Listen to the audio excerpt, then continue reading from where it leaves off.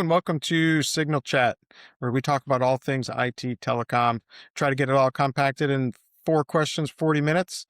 Today I got a new guest with us, Yvonne Patterson. She's with Hyperion. Yvonne, welcome. Nice to Thank have you you for here. having me. Yeah, it's Did it. great.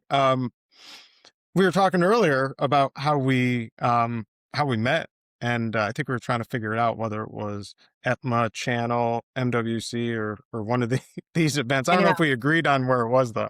I'm gonna go with Channel Partners or Etma for sure. One of those two. Yeah, it seems everybody meets in Channel Partners, right? So that's like it's like the meeting place for anybody in telecom. Well, and if not there, Etma for sure. We seem to know a lot of the same people. Yeah. Now you're on the board with ETMA, correct? I am just What's completing the second year of my term, so it's pretty exciting. okay?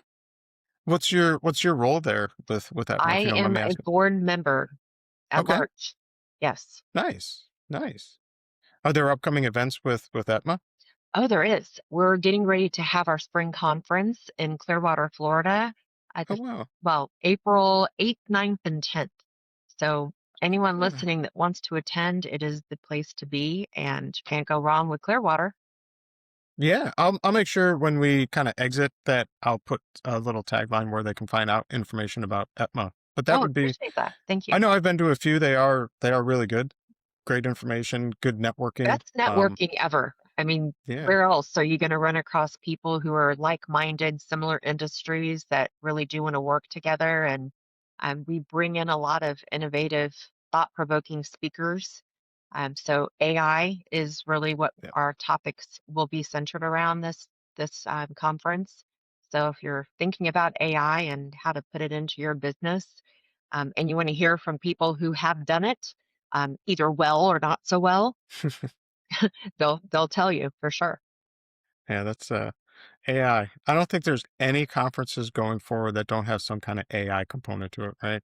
It's I such know a big part of a conversation.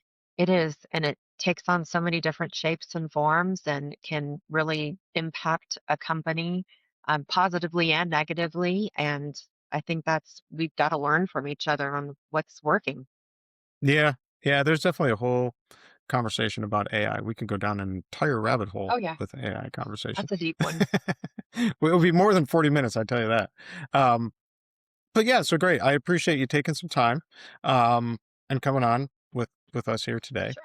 Thanks for having So let's just kind of talk about how you got started in telecom. Like what kind of brought you into this industry? What led you you here? know, uh, I've been asked this question before, and it's funny. Um, I was selling. I like to talk to people, and I was fortunate enough to have Sprint World Headquarters in my Okay. backyard. So it just seemed like a natural fit for me to go talk on the phone all day. And so I spent 24 years at Sprint, getting Oh to wow. talk to people every day, and I loved it. And so that's really how I got started. Everything from long distance, wireline, eventually wireless, and then, of course, met my friends at Hyperion through those relationships at Sprint. We all kind of known each other for years, and it just was a good, seamless transition almost 8 years ago that I joined Hyperion. Oh, okay. So you went from Sprint right to Hyperion. I did. Okay. Okay. You didn't want to hang on with the T-Mobile. Was that No, before I T-Mobile exited. acquisition Yeah, or? I exited Okay. before the T-Mobile merger. Okay. Okay. So 24 years, so we'll say a little bit over 25 years in telecom. What's made you stay in telecom? What is it about telecom that you're like, I don't want to do a different industry. I like this industry. I still love it, and Yeah. it allows me to talk to people every single day. I get to talk to people like you, and what I like the most is getting to help businesses Hmm. elevate their game, um, developing new products and programs for them. So that's what keeps me here. It's just the innovation. It's constantly changing and the people that I get to work with. That's awesome. That's awesome. Um, so so you've been in the industry for a while. Oh, You've seen a lot of different things. Um, Throughout your time, the career that you've had in the industry, what are What are some of the more consequential things that you've seen change about the industry? Whether they're good or whether they're bad, but what are some of the things that you've seen in general about the industry? You know, obviously the technology, Mhm, you know, I was around when we were still Candace Bergen was our spokesperson, and we were talking about long distance and phone cards, all the way to now 5G and ANS networks and in-building deployments and AI, as we just shared. It's amazing to see how technology has leaps and bounds expanded and changed how we do business. So, mhm. um, specifically, I think now I'm very curious to see what AI is going to do and how it's going to make businesses more efficient. So were you at Sprint when they had the Nextel merger? I was. What was that like when you were at Sprint? Complete chaos, but in the best way possible. Yep. Push to talk was a novel concept. At that time, I was still on the wireline side, so I didn't really directly understand or work with that push to talk technology. Okay. But Okay. even then, I understood the impact that technology had, especially in the service industry. Um, they relied on it for communication and safety. It was so important, but it was a good way to acquire a lot of new clients. And those clients eventually understood that, the Sprint network was so good and strong. Hmm. And we're really seeing a resurgence and push to talk again. Now it's Really? app based, but yeah, it's it's Really? it's back. It's back. Can you give us some examples? Like where are you seeing it? Like what It's because back again, in the that was service old industry. technology. Is it Yeah. what's that? First responders and the service Really? industry, I think they always kind of still used it in some form or Okay. capacity, but now there's applications or software or apps that run on phones, and they're using it again. Wow. Full circle. That's Hmm. crazy. Yeah. So I think if, Well, just kind of goes to show you if you need it bad enough, somebody will make sure you have it. yeah. Well, it really was at the time was almost like revolutionary, right? That you could Was. do these conversations, and they were quick one way, quick conversations. It wasn't drawn out. It was just this is what I need. Yeah. Let's move And forward, and right? look at the It's quick. competitors. I mean, everyone tried to replicate Yeah. at some degree, but no one really ever could do it like Nextel did. And Yeah. that chirp was important. The chirp. The chirp. I remember that. Yeah, that Oh, was yeah, especially sitting in a restaurant, you oh always yeah. knew who had Nextel. Yeah. So, Get the chirp on your phone. you did. Um Yeah, that's funny. That was an interesting time. That's actually how I got started in I was actually selling Sprint here locally in Rochester, and Huh? we started selling, we were one of the early dealers here of selling Nextel. Oh, I It was did right not. after that merger. Okay. Yeah, it was interesting. It was a very interesting time, um, from a technology standpoint, because It's that so was like fun. yeah. I think there needs to be a museum for telecom so you can kind of see the evolution. See the old, like, bag phones that people carried around? Had Oh, the big yeah. batteries in it? Yeah, and Yeah. this what was it, Star Tech or this yeah, the Star Tech Oh. phones. Yeah. StarTechs were some of the best phones though, right? Because they were indestructible, they were small, you can carry it around. It was Oh, nice. and remember StarTechs the were good. trios Oh and yeah.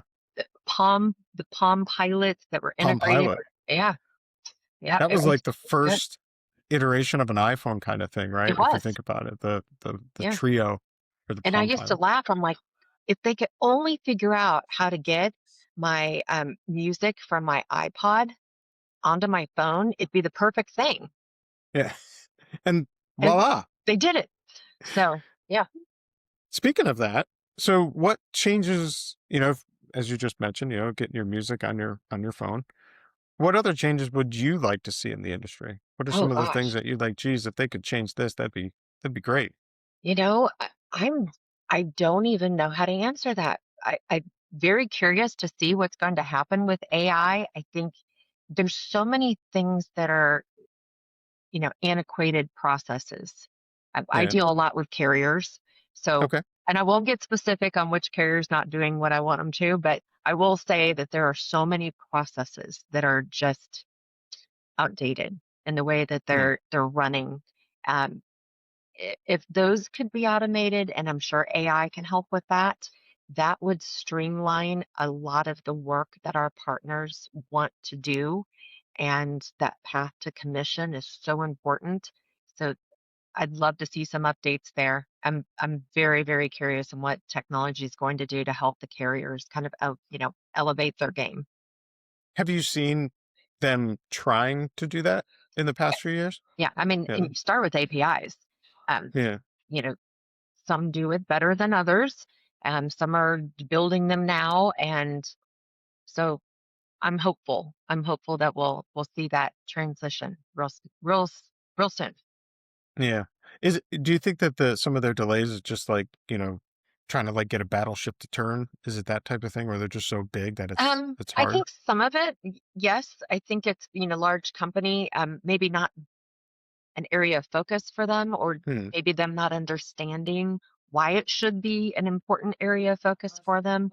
And I think they do finally get it, that it's necessary, it's relevant, Right. it's right now. Partners need it. And we've seen, we saw at Hyperion the need for partners for a long time. But I think the carriers were a little bit delayed. And now they are seeing, channels, what it's all about, subagents and the different types of subagents, and then what do those different types of subagents need to be successful. So they're figuring it out very quickly. Yeah. Oh, it's good insight. So you mentioned Hyperion. Let's circle back to Hyperion. Sure. What does Hyperion do? What's their main line of business? Kind of give us an overview of the company. In the most simple terms, Hyperion is a primary agent. We Okay. help our partners generate revenue from the carriers in whatever way they need, and we help them develop swim lanes and paths to monetization. So hope Okay. that makes sense. We are mobility centric, and that's what we do best. And we're about 98% partner driven, channel driven. Oh, wow. What's the geography that you folks work within? North America. So Okay. international just doesn't do channel in the same way, but Right. there are some ways that we can help. But mostly, we're going to try to figure out a path for our subagents if they need it for their clients, and that's what we do pretty well. We're able to help them figure out what it is they need. So we have some international capabilities, um, but it's fewer and far between that we get Yeah. asked for that. Do you do Canadian? Does Hyperion do Canadian? We do. We do. What do you see as what's the big, is there still a big difference between the Canadian carriers on how they operate and how Oh, the carriers here completely. operate? Is Yeah, it really? there are. And, it's this degree of evolution. The Hmm. domestic carriers are quick acting because they're working with subagents. I think the Canadian carriers are just a little delayed, but they'll get there. Um, Yeah. they just haven't figured out, how vital our subagents are to generating activations, and they'll get there one way or another. We'll help advocate for that as well. Yeah. Yeah. I mean, it's a big marketplace in Canada. It There's a is. lot of organizations up there, and I think there's a I think it's good that you folks do it because there's a lot of crossover, right? Because we are so close that, a lot of companies here will have Yeah. operations or people in Canada. So Oh, yeah. I I mean, think that's you've got the multinational companies all the time, and those are the very clients we choose to work with too. And they're not just in the U.S. We've got to figure out solutions for Canada, Mexico, international. It's going to be a difference maker in the future. I think that's kind of the next step of what we need to embark on as channel leaders, is how do we yeah. figure that out? Because it is going to Yeah. feel different. Oh, I agree. And do you think from a Hyperion perspective, when they, again look at the changes in the industry, is that what they're looking at is how do you look at things more broadly, or are they really focused on certain avenues? Do you mean Hyperion specifically? Yeah, Hyperion specifically. Yeah. Well, I think we do both. So we're really focused on our sub-agents and what they're asking for Okay. primarily. So if they're asking for it, we're trying to, find the path for them. Um, but then secondarily, we're also trying to think ahead on, what the future looks like. And that's every single day we're trying to figure that out. Yeah. I think the one thing about telecom that's always fun is that it's always changing. Mhm. And so it keeps, I think, most of the folks that have been in the space, it keeps people engaged because one day can change from the next day. Um, I do have just a sidebar question, if you can Sure. indulge me on it. So, what about satellites?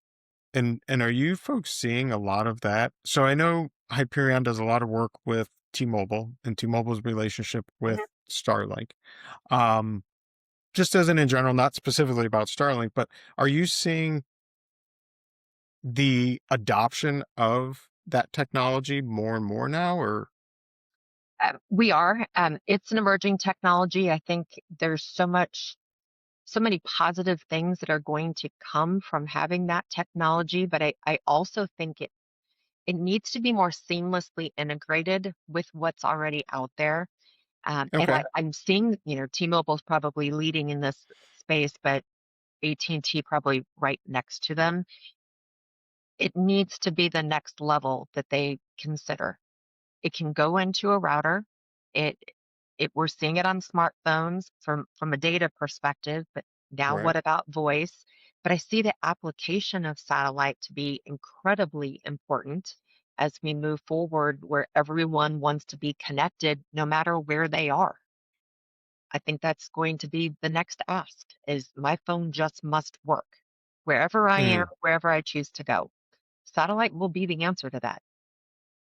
except for on airplanes. Yeah. We still don't want you to talk on the phone. No, we, we, I think that's the only place where most of us feel like, okay, we don't have to have a conversation on an airplane. We don't.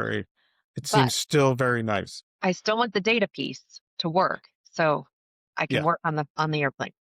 I agree with you there, but I don't want to hear everybody's conversation on No, airplanes. I don't. No, But I have been. It's annoying. really? The flight attendants are really kind though. They get back on the microphone and they say, "Excuse me, do you know it's against the law for you to have a voice conversation on an airplane? And if you are having a conversation, please kindly disconnect your call." I'm They're like, doing Teams calls from 30,000 feet. yes. Well, they don't know any Oh, better. No one's kind of told them. yeah. Well, yeah, it's a tough one. It's too close. We're too close. Like, Mhm. if we had more separation on the plane, maybe that would be all right, but we're But all too sometimes that's close. the only break I get. So Exactly, right? I don't It's want your to own have a time. conference call. Decompress, maybe stare out the window for a little bit of time, Watch a movie. maybe, yeah, Yeah. yeah. So I don't I'm need to do giving you work on the all phone. grace. Go watch a movie on your next flight. Don't try to be on a conference call. Yeah, I agree with you. I second that. Um, so we're kind of coming up to the last question, and I do like to ask this question because I think everybody has a different perspective on it. But what do you think are going to be some of the bigger changes in like 2 to 5 years in the industry, where um, either technology changes or just how things operate, or companies, or what do you think are some of the big things on the horizon? I think, programs like we build at Hyperion are going to be important where they're vertical based. We have one that's just for our MTS or TEM partners, but I think we'll see the carriers kind of step into Hmm, that too. Like we kind of shared the automation of certain systems, the paths to commission or monetizing. I think those will be opened up. I think channel. I think channel's the new frontier for us that have been in channel a long time. We think right. it should have been a long time ago. I think it's going to be more widely adopted by the carriers, the OEMs as well. Um, I think you'll definitely see that path, and then AI, Yeah. whatever it means to you. AI can be lots of different things, but it's going to be interesting to see how AI becomes, little subcategories of AI and maybe verticals within. those those elements. Um, Sky's the limit. Applications, I can't even imagine.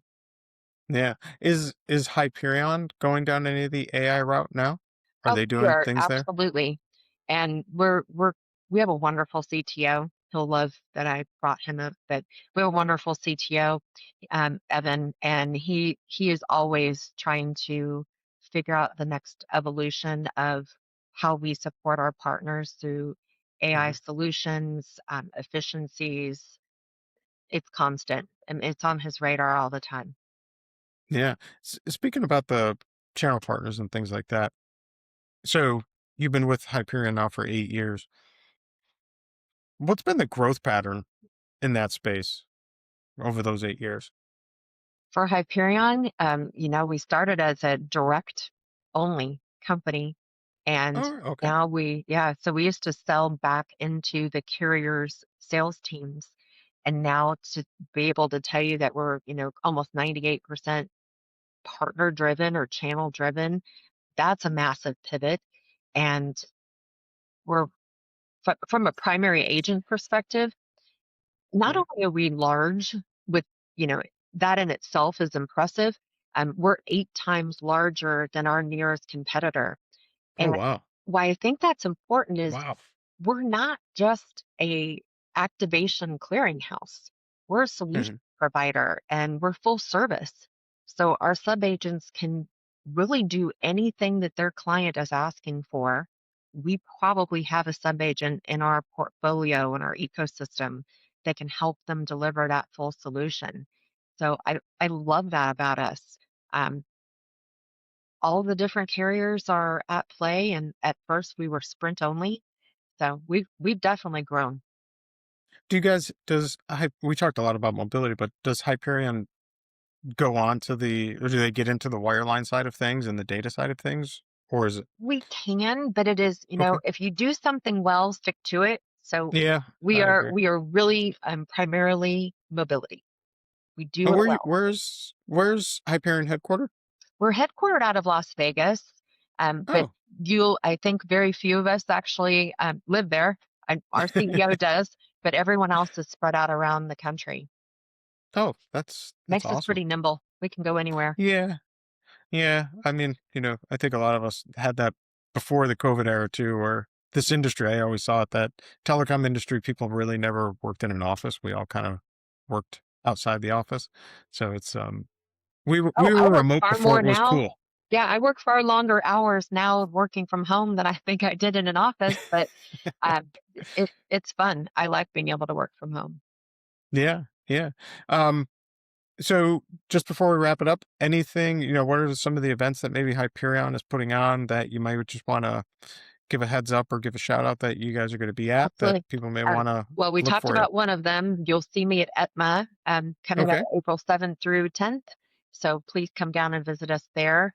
Great if you are an MTS partner, MSP, if anyone is invited. Great event for networking. So we'll put that registration link up for you here in a few minutes. And then also Okay. channel partners. It is the Super Bowl for Hyperion. It's speed dating. So if you are looking for a primary agent or just want to talk, just hit me up, ymp at hyperionpartners.net. I will be there for 4 days the next week of April, which I think is the 12th. 13, Yes. 14, something along those lines. So look forward to seeing you all there. Yeah, so we'll make sure that we put all that information on there so people can reach out to you, set up meetings, and if you have the opportunity, I definitely suggest you meet with Yvonne and the folks there at Hyperion. I think it's we've had a great relationship working together, so it's you guys provide a good service, so I definitely would highly recommend that people reach out to you and have a discussion. So I appreciate that. um yeah, definitely. So any last things you wanted to mention about Hyperion or the industry? No, I do appreciate the relationship that we've Sure. had, and it's been a good one. And I would just say, if you're a TEM looking to monetize carrier activations, we've got a program for you, and I'd love to share that with you. Be a lot of fun. Awesome. Well, Yvonne, that pretty much wraps it up. I know you got some things you had to do this afternoon, so squeezing me in, I appreciate it. I No, appreciate the thank you. It's time been fun. and the insight in the industry and stuff. And look forward to seeing you at Channel Partners and other events that do come up. And yeah, that pretty much wraps it up. So thank you. I Yeah, appreciate thanks your for time. having